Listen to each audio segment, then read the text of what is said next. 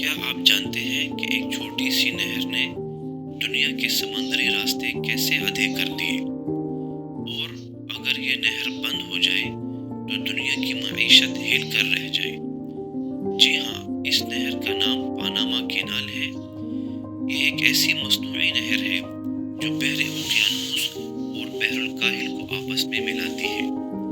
یہ نہر وسطی امریکہ کے ملک پاناما میں واقع ہے اور دنیا کی سب سے اہم آبی گزرگاہوں میں شمار ہوتی ہے۔ پیس RMTV کی ویڈیوز میں ایک بار پھر سے خوش آمدید۔ ناظرین، دنیا کے نقشے پر اگر آپ نظر دوڑائیں تو آپ کو شمالی اور جنوبی امریکہ کے درمیان ایک ایسی جگہ دکھائی دے گی جہاں بحر اوقیانوس اور بحر الکاہل کے درمیان خشکی کی ایک چھوٹی سی پٹی واقع ہے۔ یہ چھوٹی سی پٹی دراصل وسطی امریکہ کا ملک پاناما ہے۔ قدیم زمانے سے ہی چونکہ بین الاقوامی تجارت کا دار و مدار سمندری راستوں کے ذریعے سے ہوتا ہے، اس لیے یورپ سے جو تجارتی جہاز شمالی امریکہ جاتے تھے انہیں جنوبی امریکہ کا چکر کاٹ کر شمالی امریکہ تک پہنچنا پڑتا تھا، جس سے سمندری مسافت تقریباً 13,000 کلومیٹر لمبی ہو جاتی تھی اور سمندری مشکلات اس کے علاوہ تھی۔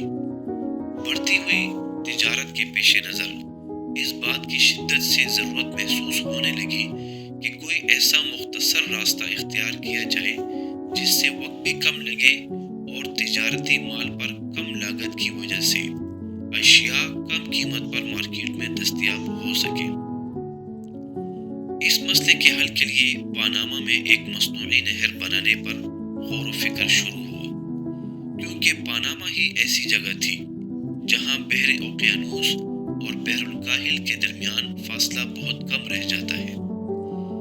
ناظرین، اس کی تعمیر کی اگر بات کی جائے تو اسے بنانے کا خیال سب سے پہلے فرانس کو آیا۔ انہوں نے نہر سوئز کو دیکھتے ہوئے اس نہر کو بنانے کا منصوبہ بنایا اور 1880 میں کام شروع ہوا، لیکن ان کا اندازہ غلط ثابت ہوا۔ نہر سوئز کا موسم اور آب و ہوا پاناما سے بالکل مختلف تھی۔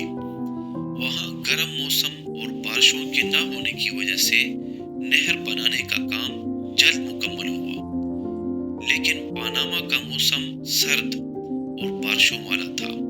صرف چند گھنٹوں کی بارش کی وجہ سے مہینوں کا کام تباہ و برباد ہو جاتا۔